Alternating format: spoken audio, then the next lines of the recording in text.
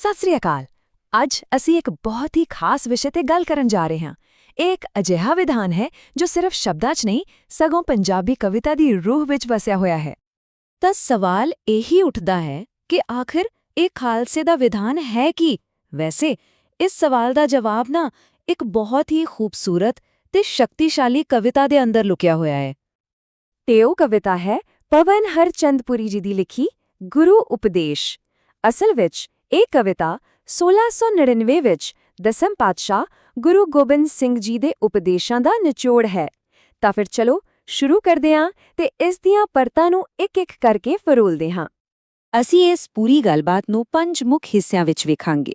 ਸਭ ਤੋਂ ਪਹਿਲਾਂ ਅਮਰ ਜੋਤ, ਫਿਰ ਨਿੱਜੀ ਆਚਰਣ ਦੇ ਥੰਬ, ਉਸ ਤੋਂ ਬਾਅਦ ਇਮਾਨਦਾਰ ਕਿਰਤ ਤੇ ਸਾਂਝੇ ਤਨ ਦੀ ਗੱਲ, ਫਿਰ ਨਿਆਂ ਲਈ ਹੁਕਮ ਤੇ ਅਖੀਰ ਵਿੱਚ ਖਾਲਸਾਈ ਪਹਿਚਾਣ।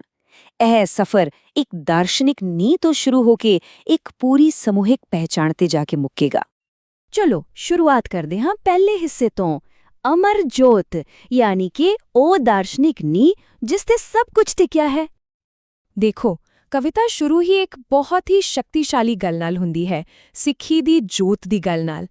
ਇਹ ਕੋਈ ਆਮ ਦੀਵਾ ਨਹੀਂ, ਇਹ 10 ਗੁਰੂ ਸਾਹਿਬਾਨ ਵੱਲੋਂ ਜਗਾਈ ਗਈ ਗਿਆਨ ਦੀ ਉਹ ਸਦੀਵੀ ਮਸ਼ਾਲ ਹੈ ਜਿਸ ਦਾ ਕੰਮ ਹੈ ਅਗਿਆਨਤਾ ਦੇ ਅੰਧੇਰੇ ਨੂੰ ਹਮੇਸ਼ਾ ਲਈ ਦੂਰ ਕਰਨਾ।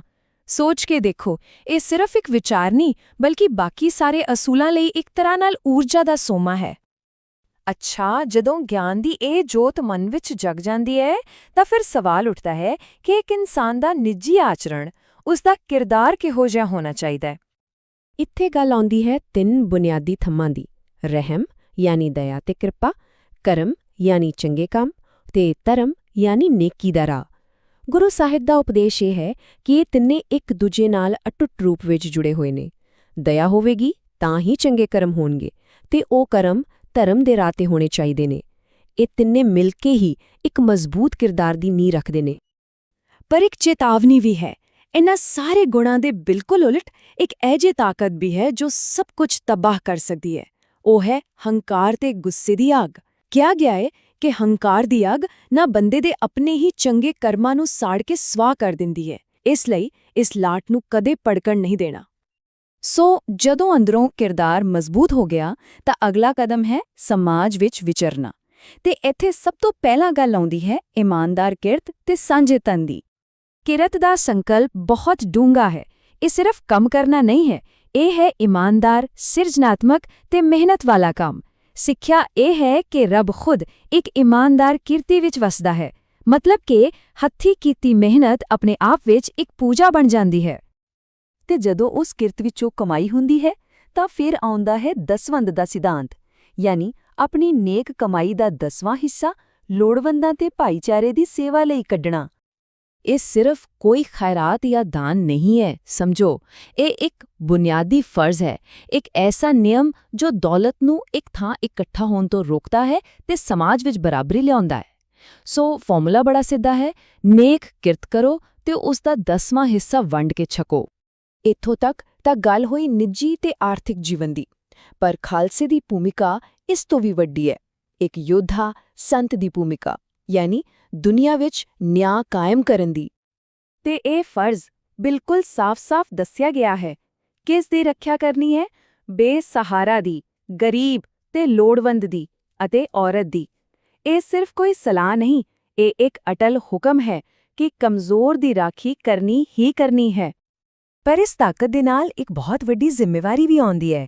ਫਰਜ਼ ਹੈ ਜ਼ੁਲਮ ਤੇ ਬੇਇਨਸਾਫੀ ਦੇ ਖਿਲਾਫ ਡਟ ਕੇ ਖੜੇ ਹੋਣਾ, ਪਰ ਨਾਲ ਹੀ ਸਖਤ ਚੇਤਾਵਨੀ ਹੈ ਕਿ ਤਾਕਤ ਹੱਥ ਵਿੱਚ ਆਉਣ ਤੇ ਕਦੇ ਖੁਦ ਜ਼ਾਲਿਮ ਨਹੀਂ ਬਣ ਜਾਣਾ। ਇਹ ਸੰਤੁਲਨ ਬਹੁਤ ਹੀ ਜ਼ਰੂਰੀ ਹੈ।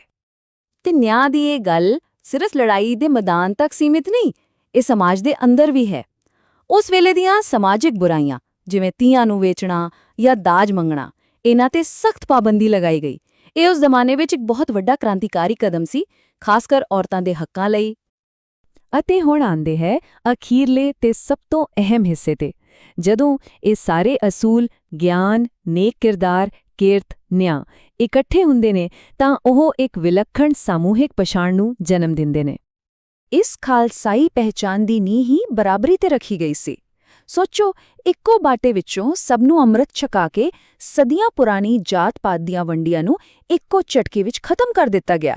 ਇੱਕ ਸਾਂਝੀਵਾਲਤਾ ਦਾ ਸੰਕਲਪ ਦਿੱਤਾ ਗਿਆ, 5 ਕਕਾਰਾਂ ਦੀ ਪਹਿਚਾਣ ਦਿੱਤੀ ਗਈ ਤੇ ਤਾਕਤ ਦੇ 2 ਸੂਮੇ ਦੱਸੇ ਗਏ, ਅੰਦਰੂਨੀ ਸ਼ਕਤੀ ਲਈ ਨਾਮ ਸਿਮਰਨ ਤੇ ਬਾਹਰੀ ਜ਼ੁਲਮ ਨਾਲ ਲੜਨ ਲਈ ਕਿਰਪਾਨ। ਤੇ ਇਸ ਪੂਰੀ ਪਹਿਚਾਣ ਦਾ ਸਾਰ ਹੈ ਮੇਰੀ ਪੇਰੀ ਦੇ ਸਿਧਾਂਤ ਵਿੱਚ। ਮੇਰੀ ਯਾਨੀ ਦੁਨਿਆਵੀ ਤਾਕਤ, ਰਾਜਸੀ ਸ਼ਕਤੀ, ਔਰ ਪੇਰੀ ਯਾਨੀ ਰੂਹਾਨੀ ਤਾਕਤ। ਇਸ ਦਾ ਮਤਲਬ ਇਹ ਹੈ ਕਿ ਇੱਕ ਰੱਬ ਨਾਲ ਜੁੜਿਆ ਇਨਸਾਨ ਦੁਨੀਆ ਵਿੱਚ ਹੋ ਰਹੇ ਜ਼ੁਲਮ ਨੂੰ ਦੇਖ ਕੇ ਅੱਖਾਂ ਬੰਦ ਨਹੀਂ ਕਰ ਸਕਦਾ। ਅਸਲ ਅਧਿਆਤਮਿਕਤਾ ਸੰਸਾਰ ਤੋਂ ਭੱਜਣਾ ਨਹੀਂ, ਸਗੋਂ ਸੰਸਾਰ ਵਿੱਚ ਰਹਿ ਕੇ ਉਸ ਨੂੰ ਬਿਹਤਰ ਬਣਾਉਣਾ ਹੈ। ਪਰ ਇੱਕ ਗੱਲ ਹਮੇਸ਼ਾ ਯਾਦ ਰੱਖਣ ਵਾਲੀ ਹੈ, ਤੇ ਗੁਰੂ ਸਾਹਿਬ ਨੇ ਖੁਦ ਕਹੀ ਹੈ ਕਿ ਜਦੋਂ ਖਾਲਸਾ ਆਪਣੇ ਅਸੂਲਾਂ ਤੋਂ ਪਟਕ ਜਾਵੇਗਾ, ਮੈਂ ਉਸ ਦੇ ਨਾਲ ਨਹੀਂ ਹੋਵਾਂਗਾ। ਮਤਲਬ ਸਾਫ਼ ਹੈ, ਇਹ ਪਹਿਚਾਨ, ਇਹ ਮਾਣ ਤੇ ਗੁਰੂ ਦੀ ਬਖਸ਼ਿਸ਼, ਇਹ ਸਭ ਕੁਝ ਇਹਨਾਂ ਅਸੂਲਾਂ ਤੇ ਚੱਲਣ ਨਾਲ ਹੀ ਹੈ। ਤਾਂ ਫਿਰ ਅੱਜ ਦੀ ਇਸ ਵਿਚਾਰ ਚਰਚਾ ਦੇ ਅਖੀਰ ਵਿੱਚ ਇੱਕ ਸਵਾਲ ਸਾਰਿਆਂ ਦੇ ਸੋਚਣ ਲਈ ਹੈ। ਸੇਵਾ, ਨਿਆਂ ਤੇ ਬਰਾਬਰੀ ਦੇ ਇਹ ਸਿਧਾਂਤ ਜੋ ਸਦੀਆਂ ਪਹਿਲਾਂ ਦਿੱਤੇ ਗਏ ਸਨ, ਅੱਜ ਦੇ ਇਸ ਆਧੁਨਿਕ ਯੁੱਗ ਵਿੱਚ ਉਹਨਾਂ ਦੀ ਕਿੰਨੀ ਕੁ ਪ੍ਰਸੰਗਿਕਤਾ ਹੈ? ਇਹ ਇੱਕ ਸਵਾਲ ਹੈ ਜਿਸ ਤੇ ਸਾਨੂੰ ਸਭ ਨੂੰ ਵਿਚਾਰ ਕਰਨ ਦੀ ਲੋੜ ਹੈ।